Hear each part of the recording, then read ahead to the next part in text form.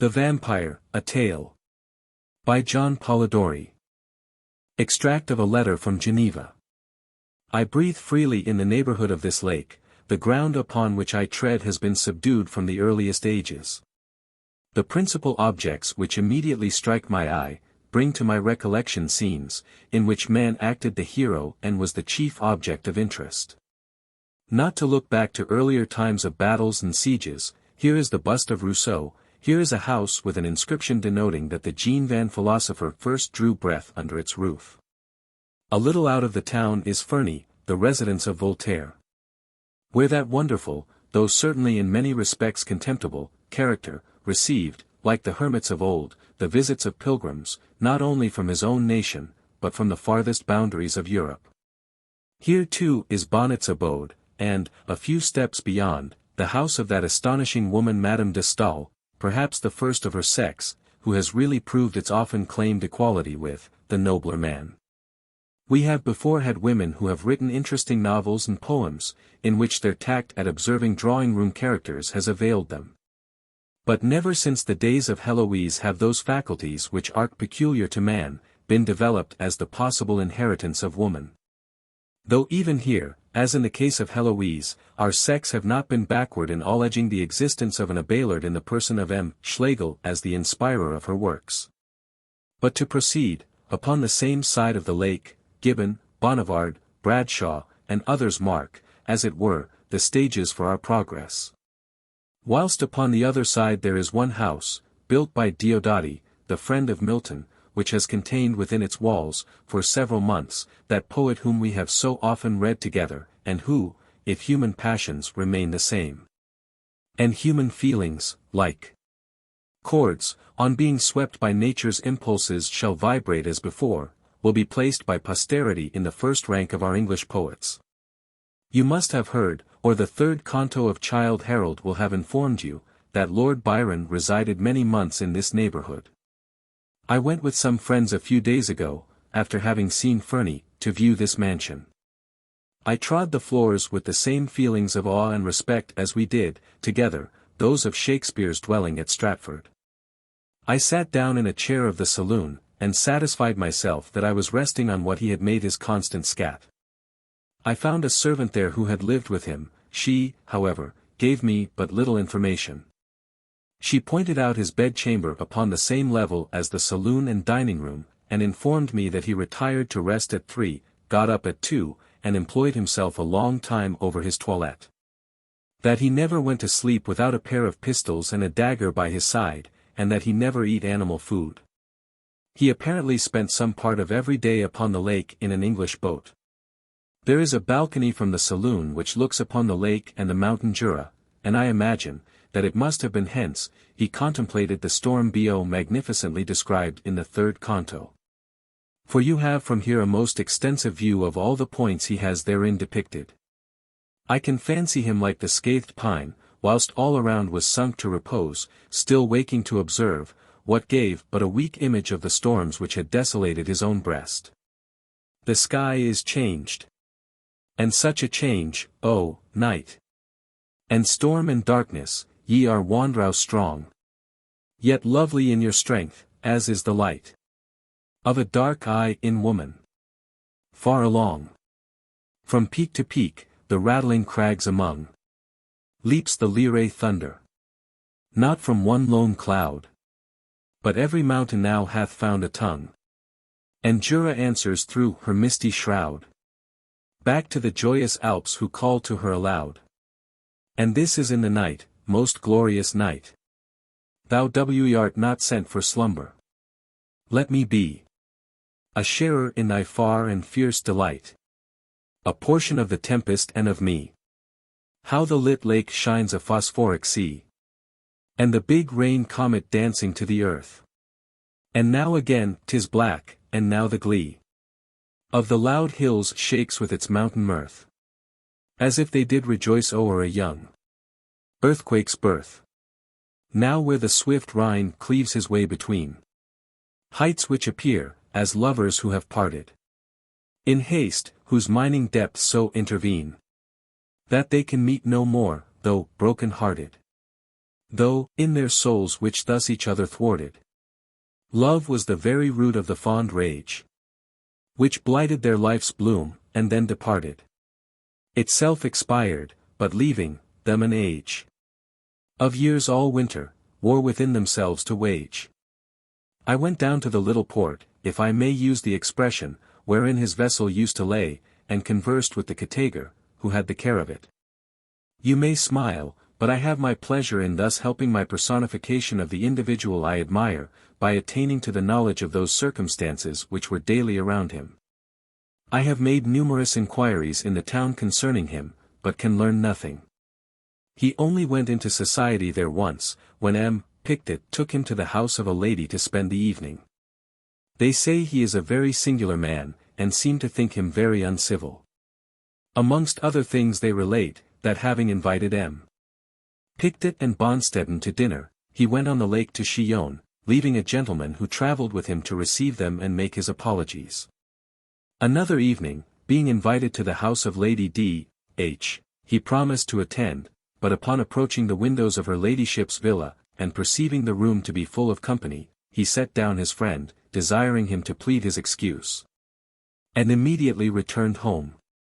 This will serve as a contradiction to the report which Jan tell me is current in England, of his having been avoided by his countrymen on the continent. The case happens to be directly the reverse, as he has been generally sought by them, though on most occasions, apparently without success. It is said, indeed, that upon paying his first visit at Coppet, following the servant who had announced his name, he was surprised to meet a lady carried out fainting. But before he had been seated many minutes, the same lady, who had been so affected at the sound of his name, returned and conversed with him a considerable time, such is female curiosity and affectation. He visited Coppet frequently, and of course associated there with several of his countrymen, who evinced no reluctance to moot him whom his enemies alone would represent as an outcast. Though I have been so unsuccessful in this town, I have been more fortunate in my inquiries elsewhere. There is a society 3 or 4 miles from Geneva, the centre of which is the Countess of Bruce, a Russian lady, well acquainted with the agreements de la Société, and who has collected them round herself at her mansion. It was chiefly here, I find, that the gentleman who travelled with Lord Byron, as physician, sought for society. He used almost every day to cross the lake by himself, in one of their flat-bottomed boats, and return after passing the evening with his friends, about 11 or 12 at night. Often whilst the storms were raging in the circling summits of the mountains around. As he became intimate, from long acquaintance, with several of the families in this neighbourhood, I have gathered from their accounts some excellent traits of his lordship's character, which I will relate to you at some future opportunity. I must, however, free him from one imputation attached to him, of having in his house 2 sisters as the partakers of his revels.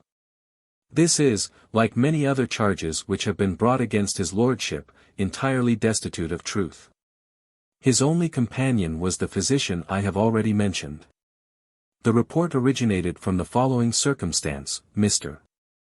Percy Bysshe Shelley, a gentleman well known for extravagance of doctrine, and for his daring, in their profession, even to sign himself with the title of Atheos in the album at Chamonix, having taken a house below, in which he resided with Miss M. W. Godwin and Miss Claremont, the daughters of the celebrated Mr. Godwin. They were frequently visitors at Diodati, and were often seen upon the lake with his lordship, which gave rise to the report, the truth of which is here positively denied.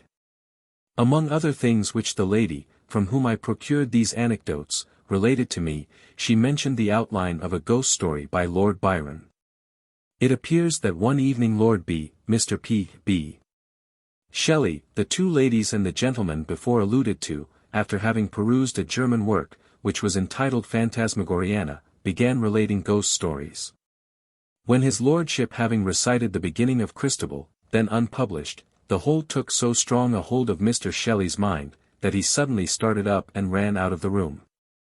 The physician and Lord Byron followed, and discovered him leaning against a mantelpiece, with cold drops of perspiration trickling down his face. After having given him something to refresh him, upon inquiring into the cause of his alarm, they found that his wild imagination having pictured to him the bosom of one of the ladies with eyes, which was reported of a lady in the neighborhood where he lived, he was obliged to leave the room in order to destroy the impression. It was afterwards proposed, in the course of conversation, that each of the company present should write a tale depending upon some supernatural agency, which was undertaken by Lord B., the physician, and Miss M. W. Godwin. One my friend, the lady above referred to, had in her possession the outline of each of these stories.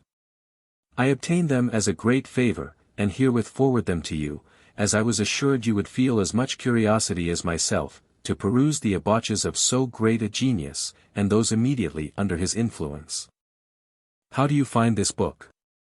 Any thoughts about the book or the author? Any suggestion for improvement?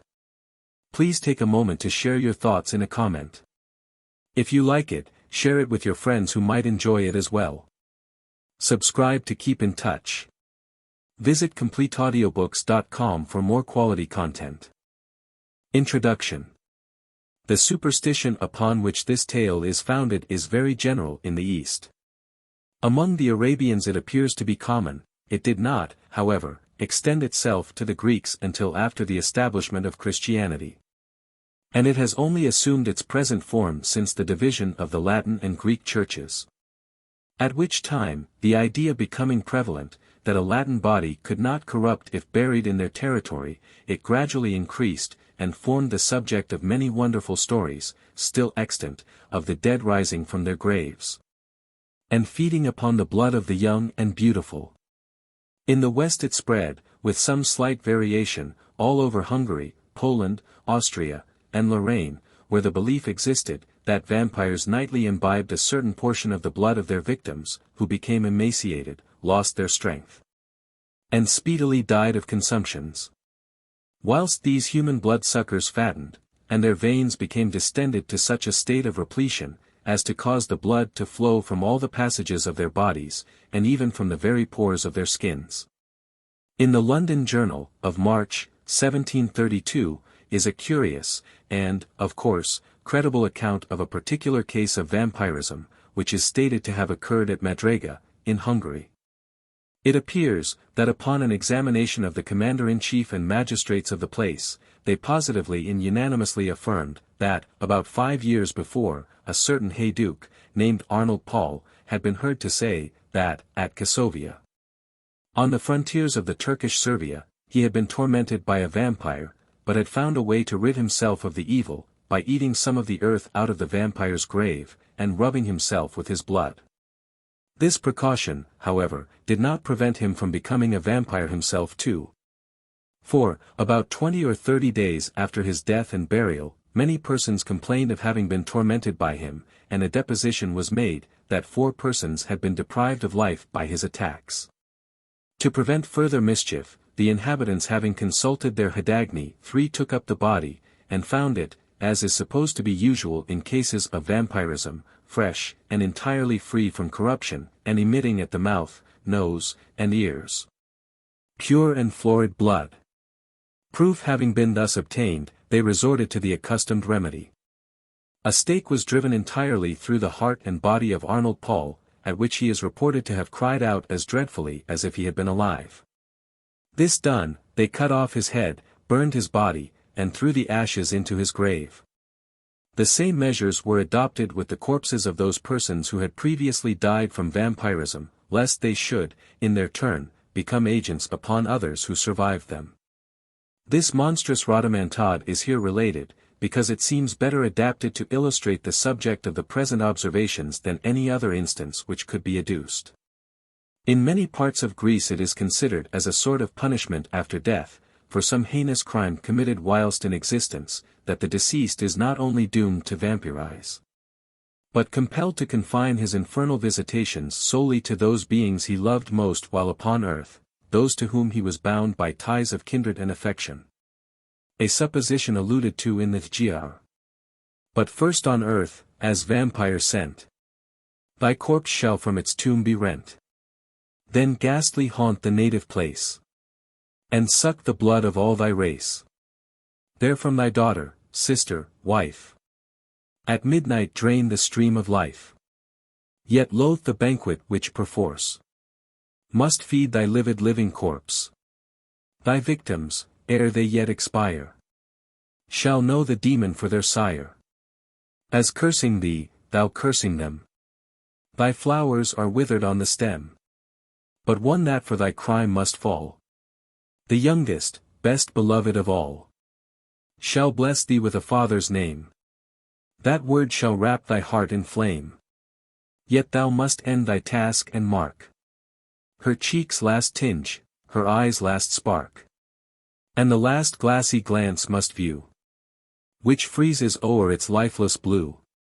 Then with unhallowed hand shall tear the tresses of her yellow hair, of which, in life a lock when shorn, affection's fondest pledge was worn, but now is borne away by thee, memorial of thine agony.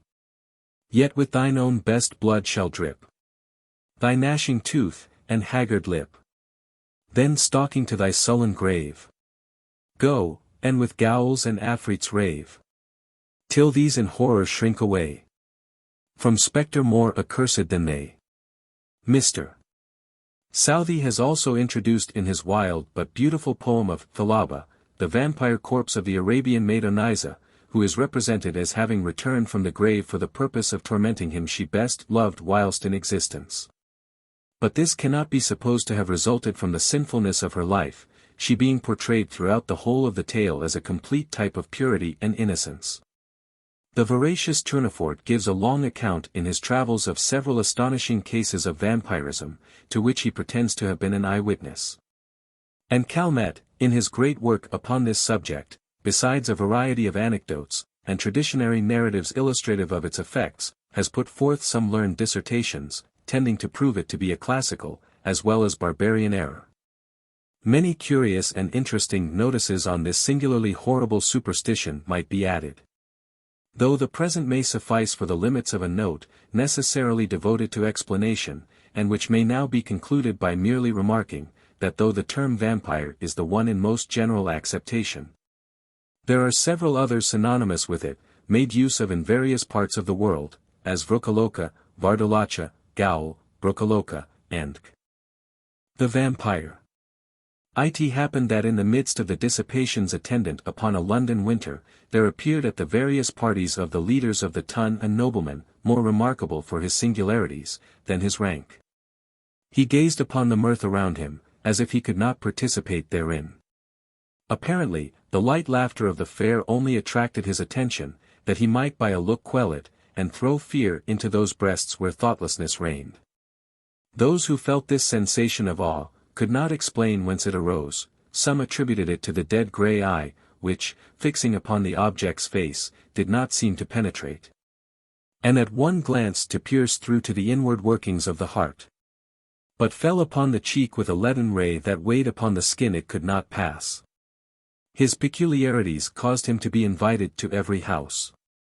All wished to see him, and those who had been accustomed to violent excitement, and now felt the weight of ennui, were pleased at having something in their presence capable of engaging their attention. In spite of the deadly hue of his face, which never gained a warmer tint either from the blush of modesty, or from the strong emotion of passion, though its form and outline were beautiful, many of the female hunters after notoriety attempted to win his attentions, and gain, at least, some marks of what they might term affection. Lady Mercer, who had been the mockery of every monster shown in drawing-rooms since her marriage, threw herself in his way, and did all but put on the dress of a mountebank, to attract his notice, though in vain. When she stood before him, though his eyes were apparently fixed upon hers, still it seemed as if they were unperceived. Even her unappalled impudence was baffled, and she left the field. But though the common adulteress could not influence even the guidance of his eyes, it was not that the female sex was indifferent to him, yet such was the apparent caution with which he spoke to the virtuous wife and innocent daughter, that few knew he ever addressed himself to females. He had, however, the reputation of a winning tongue. And whether it was that it even overcame the dread of his singular character, or that they were moved by his apparent hatred of vice, he was as often among those females who form the boast of their sex from their domestic virtues, as among those who sully it by their vices. About the same time, there came to London a young gentleman of the name of Aubrey, he was an orphan left with an only sister in the possession of great wealth, by parent who died while he was yet in childhood. Left also to himself by guardians, who thought it their duty merely to take care of his fortune, while they relinquished the more important charge of his mind to the care of mercenary subalterns, he cultivated more his imagination than his judgment.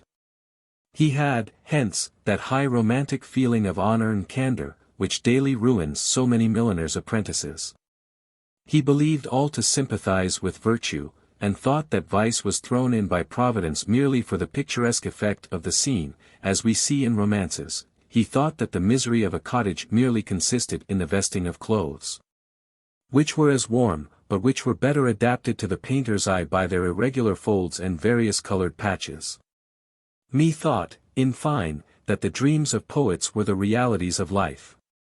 He was handsome, frank, and rich. For these reasons, upon his entering into the gay circles, many mothers surrounded him, striving which should describe with least truth their languishing or romping favorites, the daughters at the same time. By their brightening countenances when he approached, and by their sparkling eyes, when he opened his lips, soon led him into false notions of his talents and his merit. Attached as life was to the romance of his solitary hours, he was startled at finding, that, except in the tallow and wax candles that flickered, not from the presence of a ghost, but from want of snuffing, there was no foundation in real life for any of that congeries of pleasing pictures and descriptions contained in those volumes, from which he had formed his study. Finding, however, some compensation in his gratified vanity, he was about to relinquish his dreams, when the extraordinary being we have above described, crossed him in his career. He watched him. And the very impossibility of forming an idea of the character of a man entirely absorbed in himself, who gave few other signs of his observation of external objects, than the tacit assent to their existence, implied by the avoidance of their contact, allowing his imagination to picture everything that flattered its propensity to extravagant ideas, he soon formed this object into the hero of a romance, and determined to observe the offspring of his fancy, rather than the person before him. He became acquainted with him, paid him attentions, and so far advanced upon his notice, that his presence was always recognized. He gradually learnt that Lord Ruthven's affairs were embarrassed, and soon found, from the notes of preparation in Street, that he was about to travel. Desirous of gaining some information respecting this singular character, who, till now, had only whetted his curiosity, he hinted to his guardians, that it was time for him to perform the tour, which for many generations has been thought necessary to enable the young to take some rapid steps in the career of vice towards putting themselves upon an equality with the aged, and not allowing them to appear as if fallen from the skies. Whenever scandalous intrigues are mentioned as the subjects of pleasantry or of praise, according to the degree of skill shown in carrying them on, they consented, and Aubrey immediately mentioning his intentions to Lord Ruthven, was surprised to receive from him a proposal to join him. Flattered by such a mark of esteem from him, who, apparently, had nothing in common with other men, he gladly accepted it, and in a few days they hailed past the circling waters.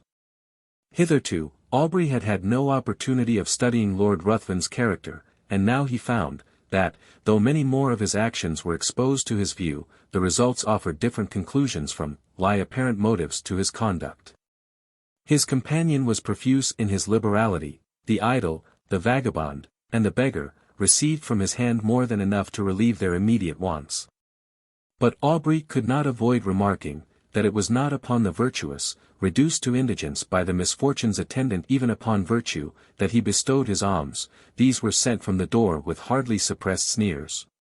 But when the profligate came to ask something, not to relieve his wants, but to allow him to wallow in his lust, or to sink him still deeper in his iniquity, he was sent away with rich charity.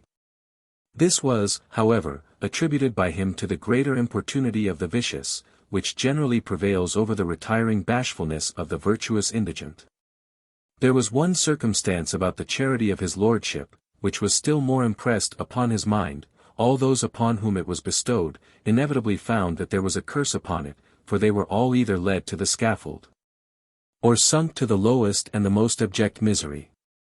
At Brussels and other towns through which they passed, Aubrey was surprised at the apparent eagerness with which his companion sought for the centres of all fashionable vice.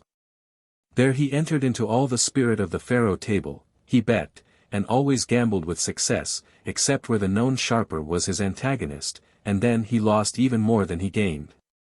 But it was always with the same unchanging face, with which he generally watched the society around. It was not, however, so when he encountered the rash youthful novice, or the luckless father of a numerous family. Then his very wish seemed fortune's law, this apparent abstractedness of mind was laid aside, and his eyes sparkled with more fire than that of the cat whilst dallying with leery half-dead mouse. In every town, he left the formerly affluent youth, torn from the circle he adorned, cursing, in the solitude of a dungeon, the fate that had drawn him within the reach of this fiend. Whilst many a father sat frantic, amidst the speaking looks of mute hungry children, without a single farthing of his late immense wealth, wherewith to buy even sufficient to satisfy their present craving. Yet he took no money from the gambling table.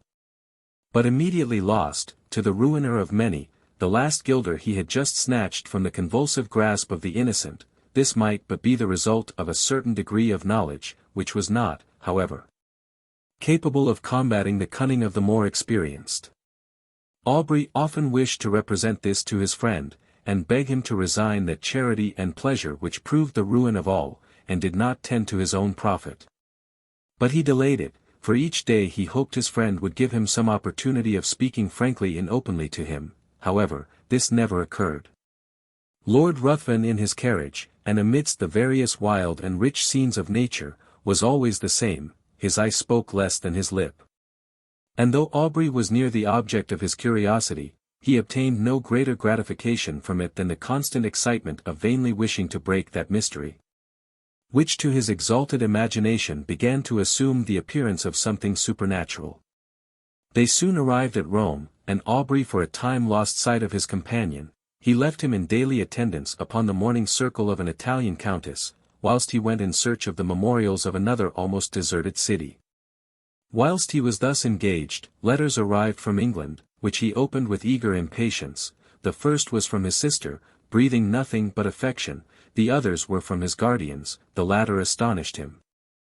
If it had before entered into his imagination that there was an evil power resident in his companion, these seemed to give him sufficient reason for the belief.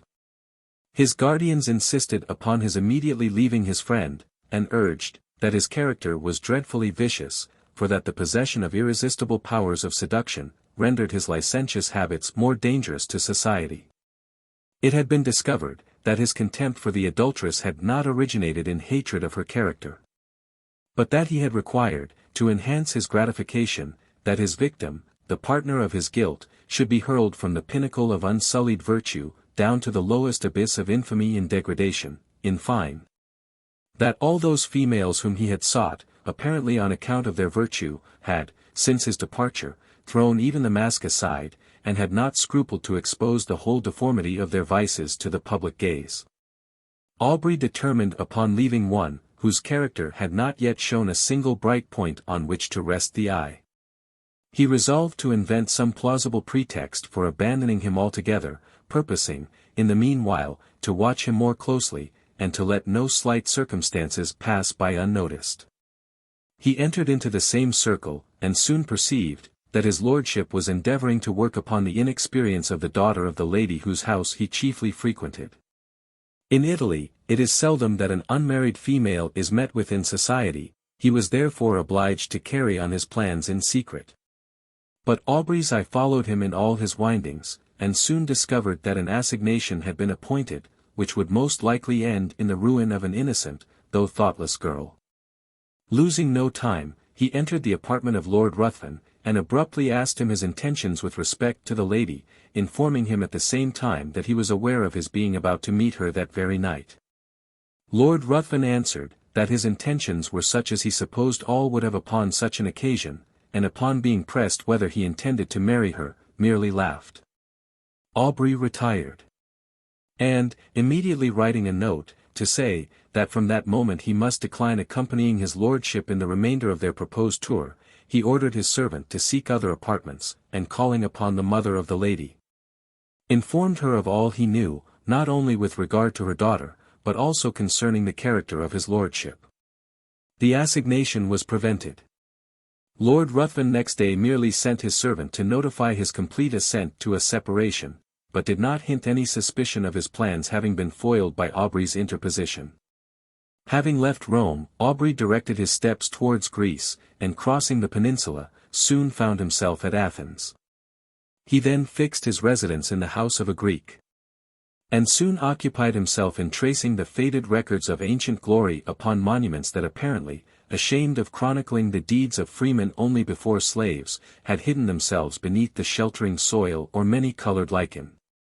Under the same roof as himself, existed a being, so beautiful and delicate, that she might have formed the model for a painter, wishing to portray oil canvas the promised hope of the faithful in Mahomet's paradise, save that her eyes spoke too much mind for anyone to think she could belong to those who had no souls.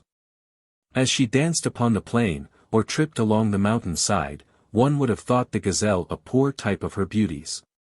For who would have exchanged her eye, apparently the eye of animated nature, for that sleepy luxurious look of the animal suited but to the taste of an epicure? The light step of Ianthe often accompanied Aubrey in his search after antiquities, and often would the unconscious girl, engaged in the pursuit of a cashmere butterfly, show the whole beauty of her form, floating as it were upon the wind. To the eager gaze of him, who forgot the letters he had just deciphered upon an almost effaced tablet, in the contemplation of her sylph-like figure. Often would her tresses falling, as she flitted around, exhibit in the sun's rays such delicately brilliant and swiftly fading hues, it might well excuse the forgetfulness of the antiquary, who let escape from his mind the very object he had before thought of vital importance to the proper interpretation of a passage in Pausanias. But why attempt to describe charms which all feel, but none can appreciate? It was innocence, youth, and beauty, unaffected by crowded drawing-rooms and stifling balls.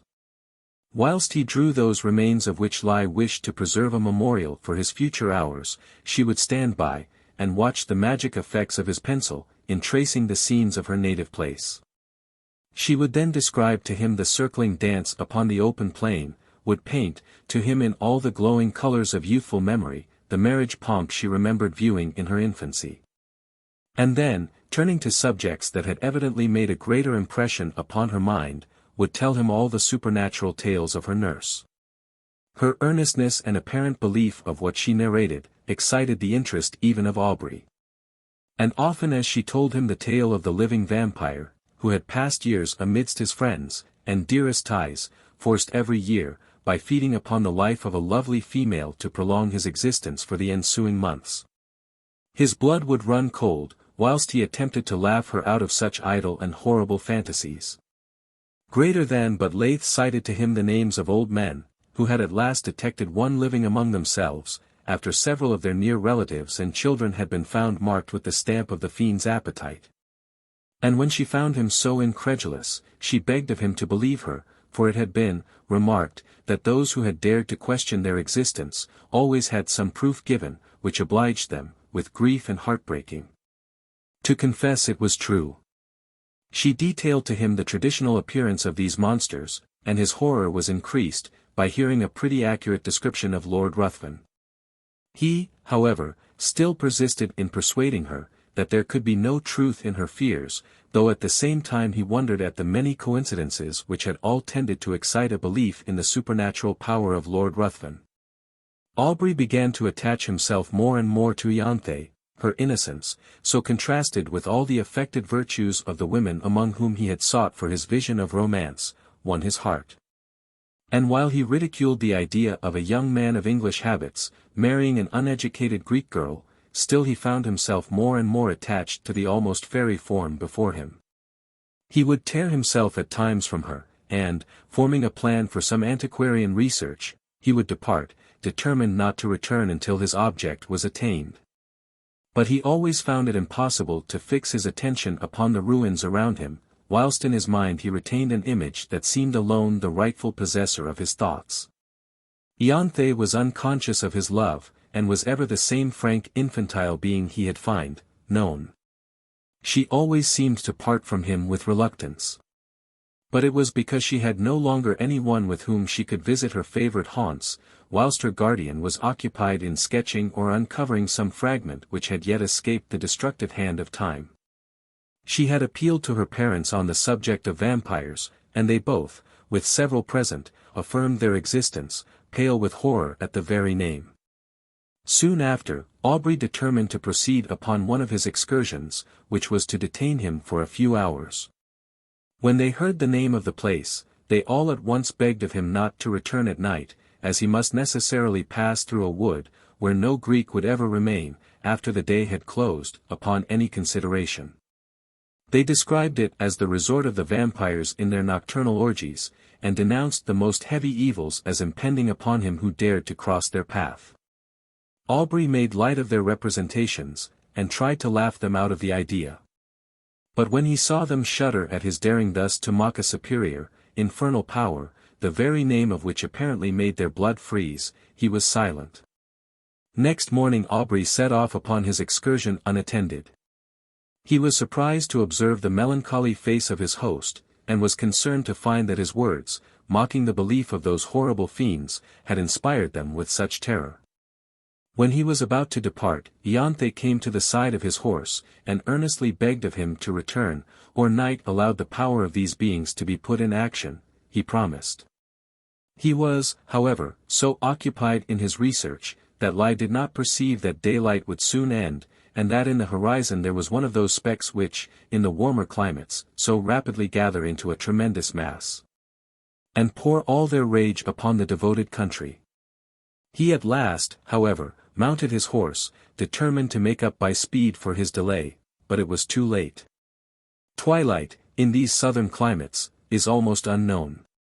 Immediately the sun sets, night begins, and ere he had advanced far, the power of the storm was above, its echoing thunders had scarcely an interval of rest, its thick heavy rain forced its way through the canopying foliage, whilst the blue forked lightning seemed to fall and radiate at his very feet.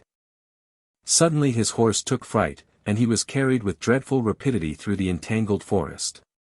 The animal at last, through fatigue, stopped, and he found, by the glare of lightning, that he was in the neighborhood of a hovel that hardly lifted itself up from the masses of dead leaves and brushwood which surrounded it. Dismounting, he approached, hoping to find some one to guide him to the town, or at least trusting to obtain shelter from the pelting of the storm. As he approached, the thunders, for a moment silent, allowed him to hear the dreadful shrieks of a woman mingling with the stifled, exultant mockery of a laugh, continued in one almost unbroken sound. He was startled, but, roused by the thunder which again rolled over his head, he, with a sudden effort, forced open the door of the hut. He found himself in utter darkness. The sound, however, guided him. He was apparently unperceived. For, though he called, still the sounds continued, and no notice was taken of him. He found himself in contact with some one, whom he immediately seized, when a voice cried, again baffled, to which a loud laugh succeeded. And he felt himself grappled by one whose strength seemed superhuman. Determined to sell his life as dearly as he could, he struggled. But it was in vain. He was lifted from his feet and hurled with enormous force against the ground. His enemy threw himself upon him, and kneeling upon his breast, had placed his hands upon his throat, when the glare of many torches penetrating through the hole that gave light in the day, disturbed him. He instantly rose, and, leaving his prey, rushed through the door, and in a moment the crashing of the brandies, as he broke through the wood, was no longer heard. The storm was now still. And Aubrey, incapable of moving, was soon heard by those without.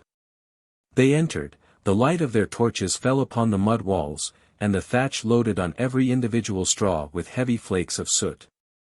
At the desire of Aubrey they searched for her who had attracted him by her cries. He was again left in darkness, but what was his horror, when the light of the torches once more burst upon him, to perceive the airy form of his fair conductress brought in a lifeless corpse.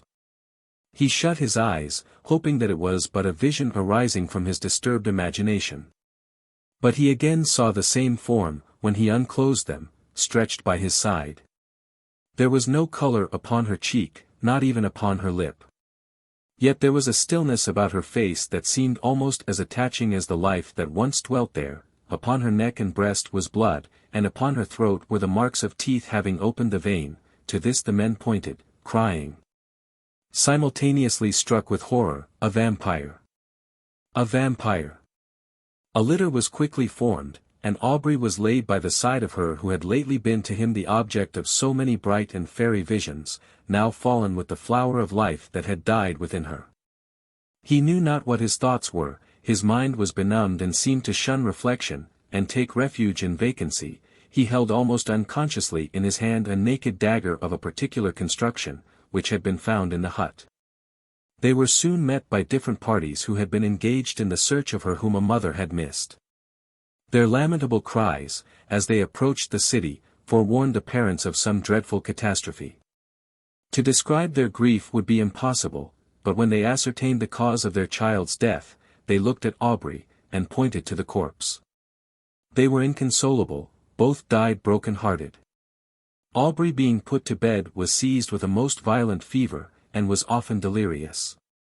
In these intervals he would call upon Lord Ruthven and upon Ianthe. By some unaccountable combination he seemed to beg of his former companion to spare the being he loved. At other times he would imprecate maledictions upon his head, and curse him as her destroyer. Lord Ruthven chanced at this time to arrive at Athens, and, from whatever motive, upon hearing of the state of Aubrey, immediately placed himself in the same house, and became his constant attendant. When the latter recovered from his delirium, he was horrified and startled at the sight of him whose image he had now combined with that of a vampire. But Lord Ruthven, by his kind words, implying almost repentance for the fault that had caused their separation, and still more by the attention, anxiety, and care which he showed, soon reconciled him to his presence. His lordship seemed quite changed, he no longer appeared that apathetic being who had so astonished Aubrey. But as soon as his convalescence began to be rapid, he again gradually retired into the same state of mind, and Aubrey perceived no difference from the former man, except that at times he was surprised to meet his gaze fixed intently upon him. With a smile of malicious exultation playing upon his lips, he knew not why, but this smile haunted him. During the last stage of the invalid's recovery, Lord Ruthven was apparently engaged in watching the tideless waves raised by the cooling breeze, or in marking the progress of those orbs, circling, like our world, the moveless sun. Indeed, he appeared to wish to avoid the eyes of all.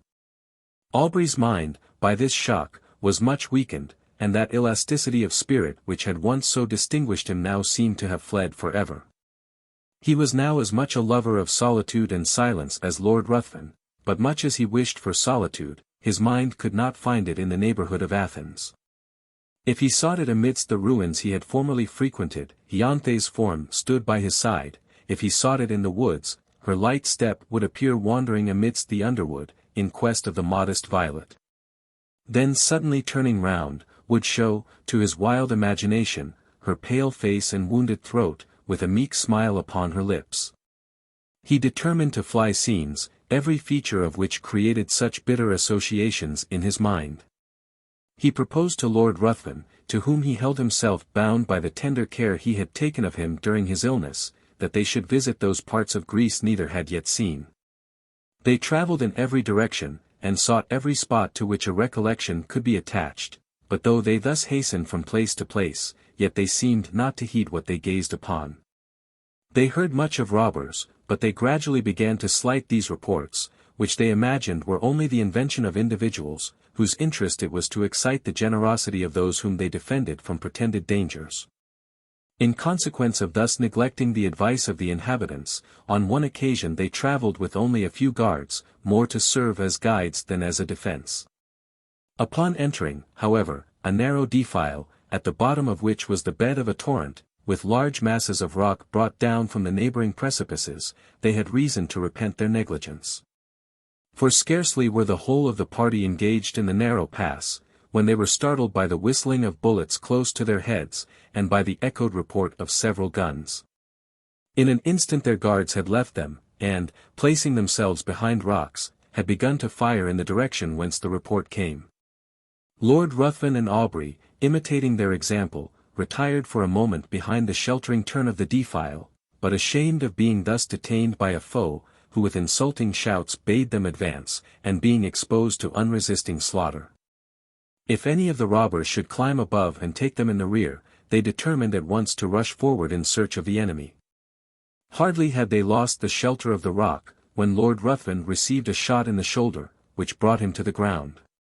Aubrey hastened to his assistance. And, no longer heeding the contest or his own peril, was soon surprised by seeing the robbers' faces around him, his guards having, upon Lord Ruthven's being wounded, immediately thrown up their arms and surrendered. By promises of great reward, Aubrey soon induced them to convey his wounded friend to a neighboring cabin. And having agreed upon a ransom, he was no more disturbed by their presence, they being content merely to guard the entrance till their comrade should return with the promised sum, for which he had an order. Lord Ruthven's strength rapidly decreased, in 2 days mortification ensued, and death seemed advancing with hasty steps. His conduct and appearance had not changed. He seemed as unconscious of pain as he had been of the objects about him, but towards the close of the last evening, his mind became apparently uneasy, and his eye often fixed upon Aubrey, who was induced to offer his assistance with more than usual earnestness. "Assist me. You may save me, you may do more than that, I mean not my life, I heed the death of my existence as little as that of the passing day, but you may save my honor, your friend's honor." "How? Tell me how." "I would do anything," replied Aubrey. "I need but little, my life ebbs apace, I cannot explain the whole, but if you would conceal all you know of me, my honor were free from stain in the world's mouth, and if my death were unknown for some time in England, but life. It shall not be known." "Swear," cried the dying man, raising himself with exultant violence, "swear by all your soul reveres, by all your nature fears, swear that, for a year and a day you will not impart your knowledge of my crimes or death to any living being in any way. Whatever may happen, or whatever you may see." His eyes seemed bursting from their sockets. "I swear," said Aubrey. He sunk laughing upon his pillow, and breathed no more. Aubrey retired to rest, but did not sleep. The many circumstances attending his acquaintance with this man rose upon his mind, and he knew not why, when he remembered his oath a cold shivering came over him, as if from the presentiment of something horrible awaiting him. Rising early in the morning, he was about to enter the hovel in which he had left the corpse, when a robber met him, and informed him that it was no longer there, having been conveyed by himself and comrades, upon his retiring, to the pinnacle of a neighboring mount, according to a promise they had given his lordship, that it should be exposed to the first cold ray of the moon that rose after his death. Aubrey astonished, and taking several of the men, determined to go and bury it upon the spot where it lay. But, when he had mounted to the summit he found no trace of either the corpse or the clothes, though the robbers swore they pointed out the identical rock, on which they had laid the body. For a time his mind was bewildered in conjectures, but he at last returned, convinced that they had buried the corpse for the sake of the clothes. Weary of a country in which he had met with such terrible misfortunes, and in which all apparently conspired to heighten that superstitious melancholy that had seized upon his mind, he resolved to leave it, and soon arrived at Smyrna. While waiting for a vessel to convey him to Otranto, or to Naples, he occupied himself in arranging those effects he had with him belonging to Lord Ruthven. Amongst other things there was a case containing several weapons of offence, more or less adapted to ensure the death of the victim. There were several daggers and atagans. Whilst turning them over, and examining their curious forms, what was his surprise at finding a sheath apparently ornamented in the same style as the dagger discovered in the fatal hut, he shuddered, hastening to gain further proof. He found the weapon, and his horror may be imagined when he discovered that it fitted, though peculiarly shaped, the sheath he held in his hand. His eyes seemed to need no further certainty, they seemed gazing to be bound to the dagger, yet still he wished to disbelieve. But the particular form, the same varying tints upon the haft and sheath were alike in splendor on both, and left no room for doubt, there were also drops of blood on each. He left Smyrna, and on his way home, at Rome, his first inquiries were concerning the lady he had attempted to snatch from Lord Ruthven's seductive arts. Her parents were in distress, their fortune ruined, and she had not been heard of since the departure of his lordship.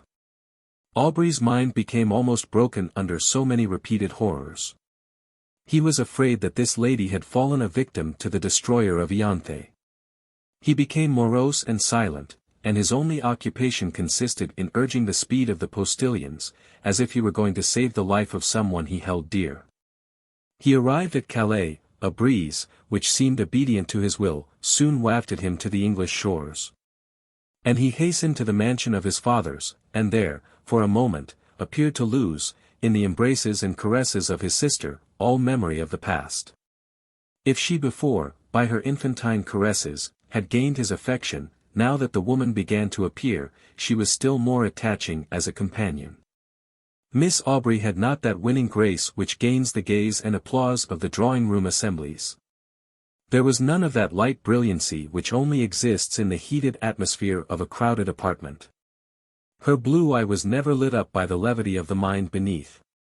There was a melancholy charm about it which did not seem to arise from misfortune, but from some feeling within, that appeared to indicate a soul conscious of a brighter realm.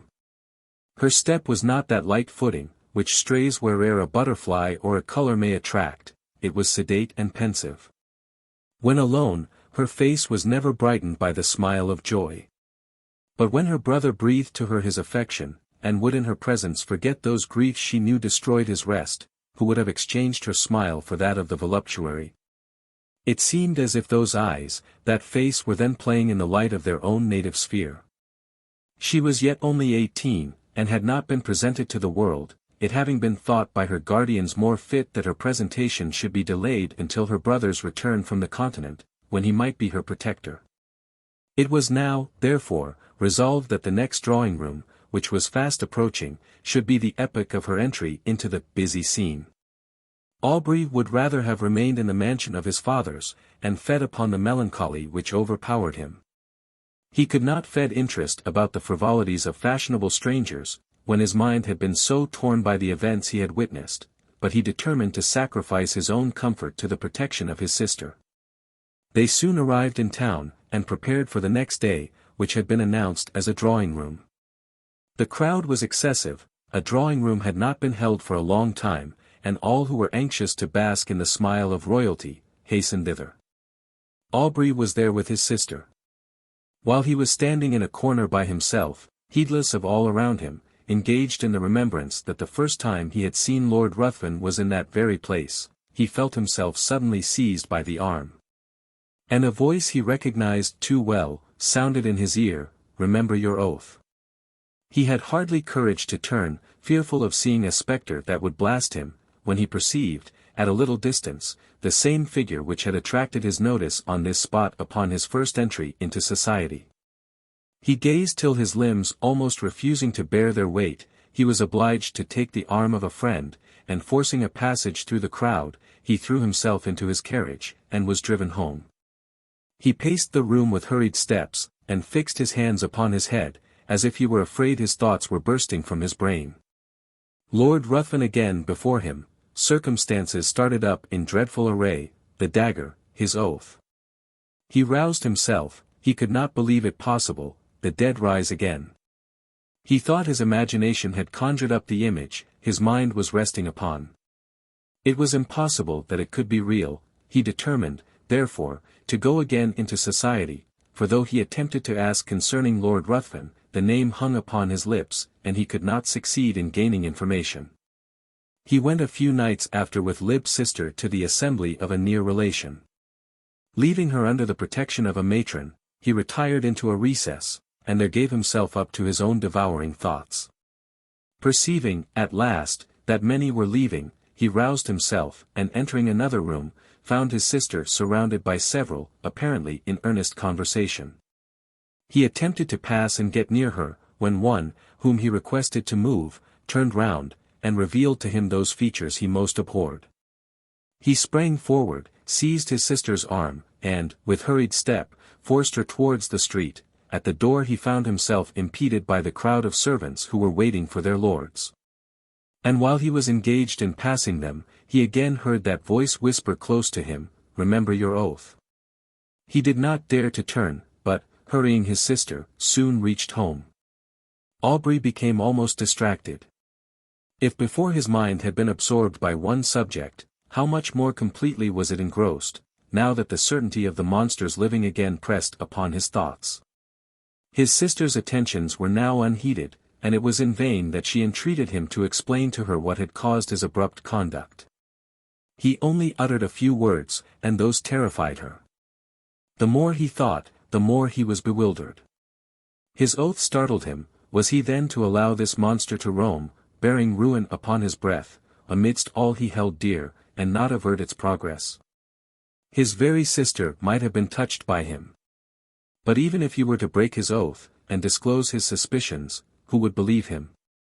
He thought of employing his own hand to free the world from such a wretch, but death, he remembered, had been already mocked.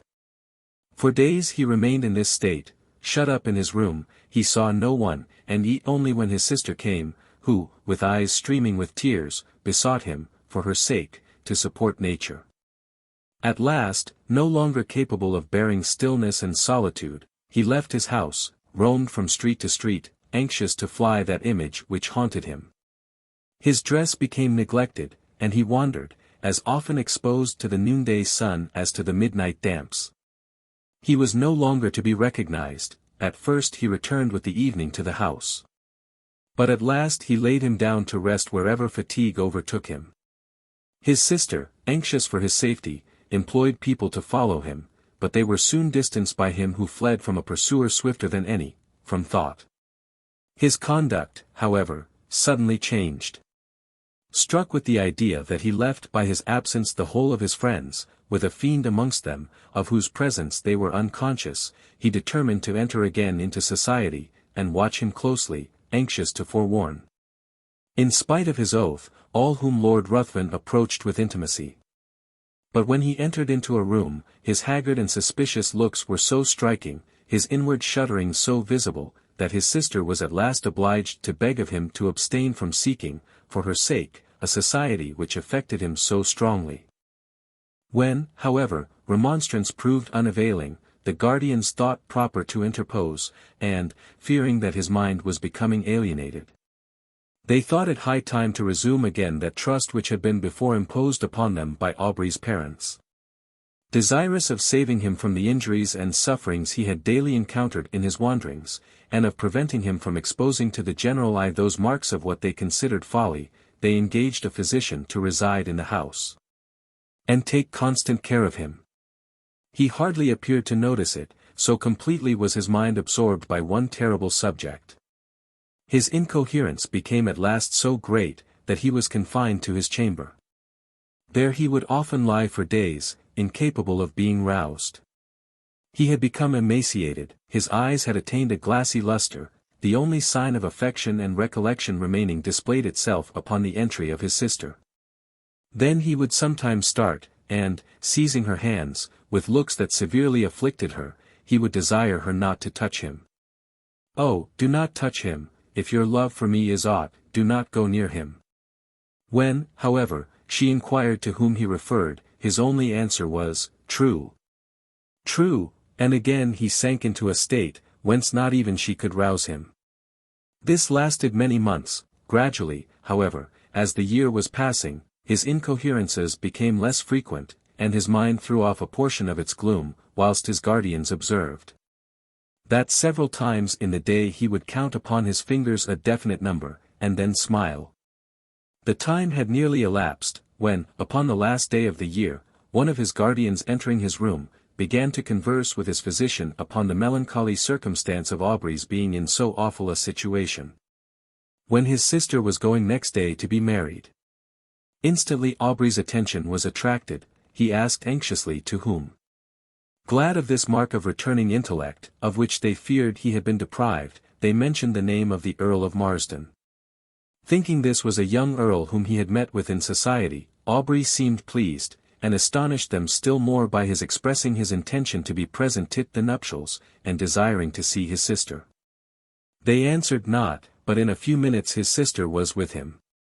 He was apparently again capable of being affected by the influence of her lovely smile. For he pressed her to his breast, and kissed her cheek, wet with tears, flowing at the thought of her brother's being once more alive to the feelings of affection.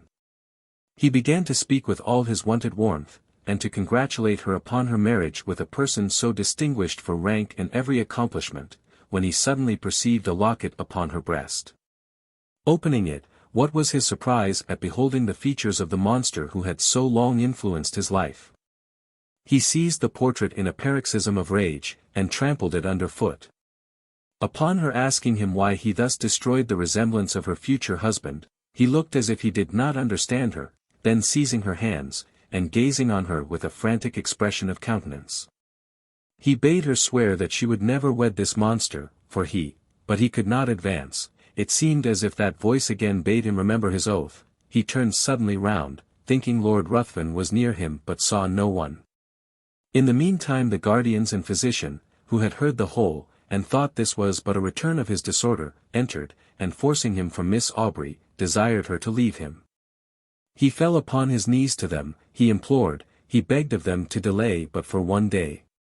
They, attributing this to the insanity they imagined had taken possession of his mind, endeavored to pacify him, and retired. Lord Ruthven had called the morning after the drawing-room, and had been refused with every one else. When he heard of Aubrey's ill health, he readily understood himself to be the cause of it. But when he learned that he was deemed insane, his exultation and pleasure could hardly be concealed from those among whom he had gained this information. He hastened to the house of his former companion, and, by constant attendance, and the pretence of great affection for the brother and interest in his fate, he gradually won the car of Miss Aubrey. Who could resist his power? His tongue had dangers and toils to recount, could speak of himself as of an individual having no sympathy with any being on the crowded earth, save with her to whom he addressed himself. Could tell how, since he knew her, his existence had begun to seem worthy of preservation, if it were merely that he might listen to her soothing accents.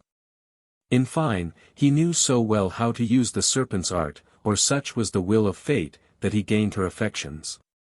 The title of the elder branch falling at length to him, Lai obtained an important embassy, which served as an excuse for hastening the marriage, in spite of her brother's deranged state, which was to take place the very day before his departure for the continent. Aubrey, when he was left by the physician and his guardians, attempted to bribe the servants, but in vain. He asked for pen and paper, it was given him.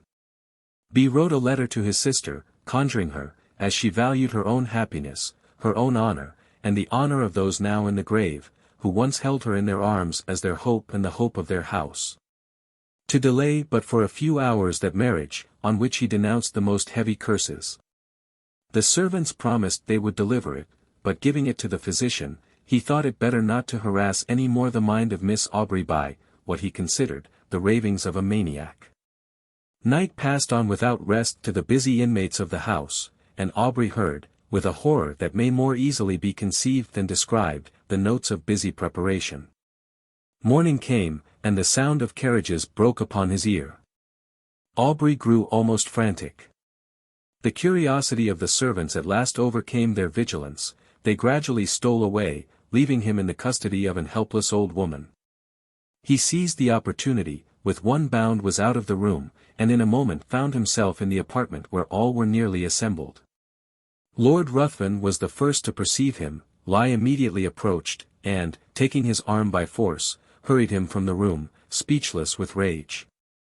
When on the staircase, Lord Ruthven whispered in his ear, "Remember your oath, and know, if not my bride today, your sister is dishonored.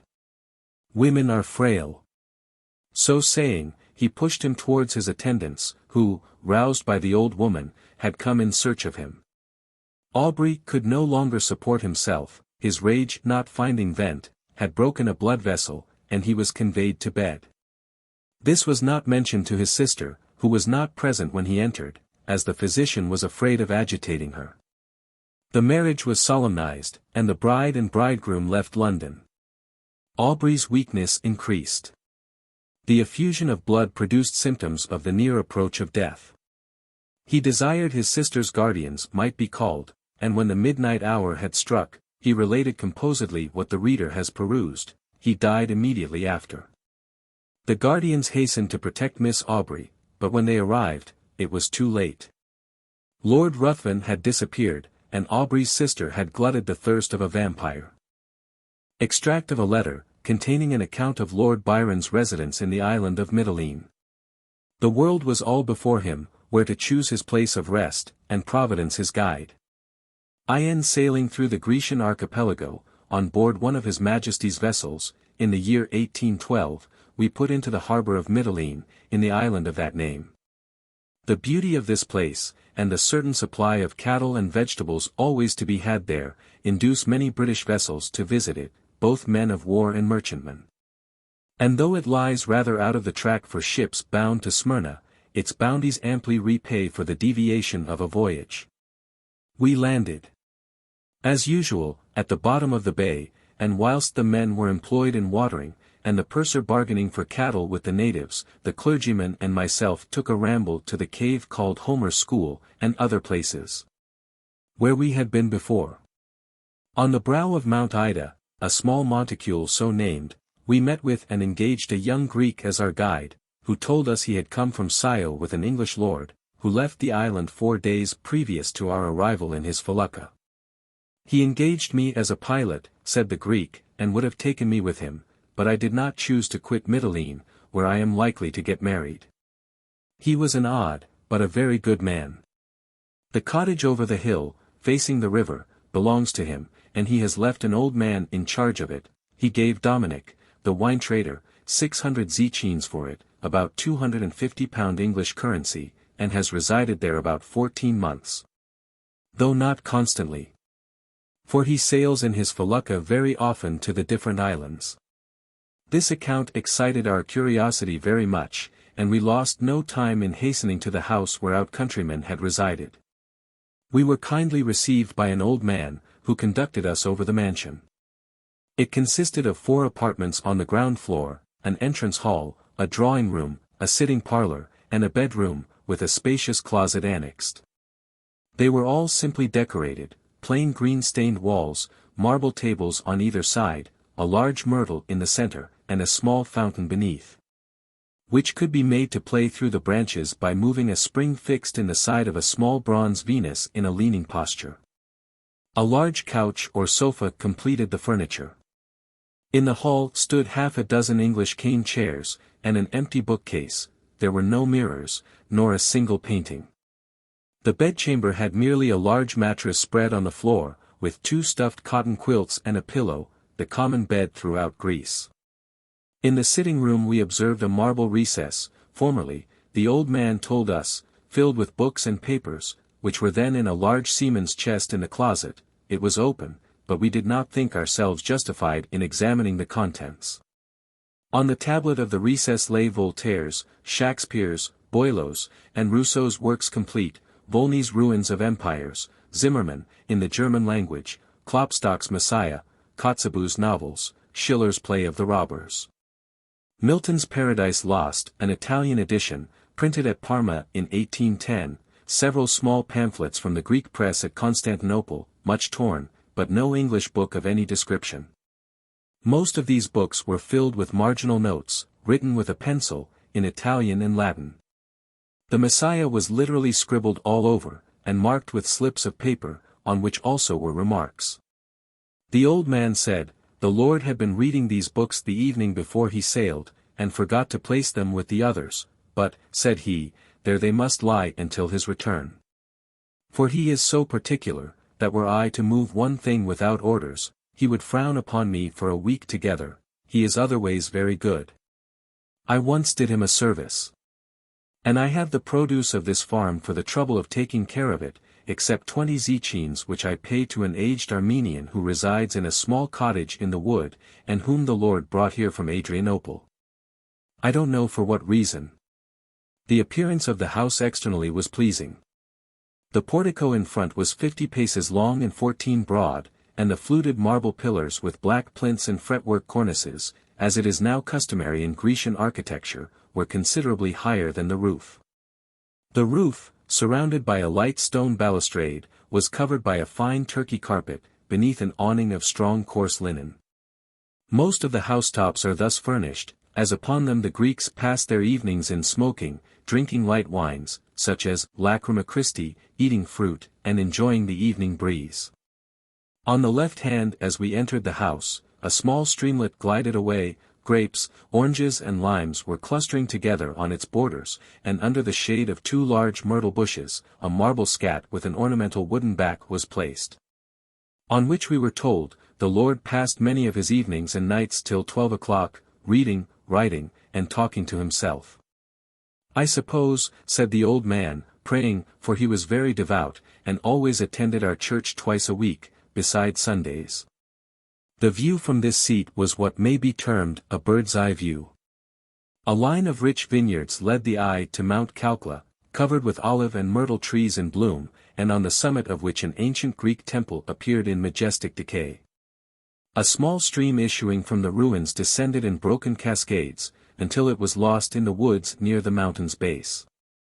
The sea smooth as glass, and an horizon unshadowed by a single cloud, terminates the view in front. And a little on the left, through a vista of lofty chestnut and palm trees, several small islands were distinctly observed, studding the light blue wave with spots of emerald green. I seldom enjoyed a view more than I did this. But our inquiries were fruitless as to the name of the person who had resided in this romantic solitude. None knew his name but Dominic, his banker, who had gone to Candia. The Armenian, said our conductor, could tell, but I am sure he will not. And cannot you tell, old friend? Said I. If I can, said he, I dare not. We had not time to visit the Armenian, but on our return to the town we learnt several particulars of the isolated lord. He had portioned 8 young girls when he was last upon the island, and even danced with them at the nuptial feast. He gave a cow to one man, horses to others, and cotton and silk to the girls who live by weaving these articles. He also bought a new boat for a fisherman who had lost his own in a gale, and he often gave Greek testaments to the poor children. In short, he appeared to us, from all we collected, to have been a very eccentric and benevolent character. One circumstance we learnt, which our old friend at the cottage thought proper not to disclose. He had a most beautiful daughter, with whom the Lord was often seen walking on the seashore, and he had bought her a pianoforte, and taught her himself the use of it. Such was the information with which we departed from the peaceful isle of Mitylene, our imaginations all on the rack, guessing who this rambler in Greece could be. He had money, it was evident, he had philanthropy of disposition, and all those eccentricities which mark peculiar genius. Arrived at Palermo, all our doubts were dispelled. Falling in company with Mr. Foster, the architect, a pupil of Wyatt's, who had been travelling in Egypt and Greece, the individual, said he, about whom you are so anxious, is Lord Byron. I met him in my travels on the island of Tenedos, and I also visited him at Mitylene. We had never then heard of his lordship's fame, as we had been some years from home, but Childe Harold being put into our hands we recognized the recluse of Calcla in every page. Deeply did we regret not having been more curious in our researches at the cottage, but we consoled ourselves with the idea of returning to Mitylene on some future day, but to me that day will never return. I make this statement, believing it not quite uninteresting, and in justice to his lordship's good name, which has been grossly slandered. He has been described as of an unfeeling disposition, averse to associating with human nature, or contributing in any way to soothe its sorrows, or add to its pleasures. The fact is directly the reverse, as may be plainly gathered from these little anecdotes. All the finer feelings of the heart, so elegantly depicted in his lordship's poems, seem to have their seat in his bosom. Tenderness, sympathy, and charity appear to guide all his actions, and his courting the repose of solitude is an additional reason for marking him as a being on whose heart religion hath set her seal, and over whose head benevolence hath thrown her mantle. No man can read the preceding pleasing traits without feeling proud of him as a countryman. With respect to his loves or pleasures, I do not assume a right to give an opinion. Reports are ever to be received with caution, particularly when directed against man's moral integrity, and he who dares justify himself before that awful tribunal where all must appear, alone may censure the errors of a fellow mortal. Lord Byron's character is worthy of his genius. To do good in secret, and shun the world's applause, is the surest testimony of a virtuous heart and self-approving conscience. The end.